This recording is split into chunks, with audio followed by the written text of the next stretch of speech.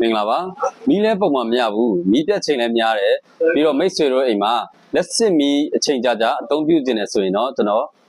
ဒီ inverter နဲ့ battery တွဲရလေးနဲ့မိတ်ဆက်ပေးပါမယ်ဒီဟာလေးကတော့ Progo inverter 10.2K နဲ့ battery ကတော့ကျွန်တော်တို့51 volt 314Ah ပဲဖြစ်ပါတယ်ခင်ဗျ inverter 10.2K အသုံးပြုပေးထားတဲ့အတွက်မိတ်ဆွေတို့လက်စစ်မီးကိုအချိန်ကြာကြာထပ်ပြီးအသုံးပြုခြင်းနဲ့ဆိုရင်တော့နောက်ထပ် battery တစ်လုံးနဲ့ထပ်တိုးအသုံးပြုလို့ရပါတယ်ပြီးကျွန်တော်တို့ Progo battery တွေဟာဆိုရင် parallel 16လုံးအထိချိတ်ဆက်ပြီးအသုံးပြုလို့ရပါတယ်ခင်ဗျာဒီ Progo inverter 10.2K ရဲ့ဈေးနှုန်းကတော့28သိန်း3500ဖြစ်ပြီးဒီ Progo battery 51 volt 314Ah ကတော့85သိန်းပဲဖြစ်ပါတယ်ခင်ဗျာ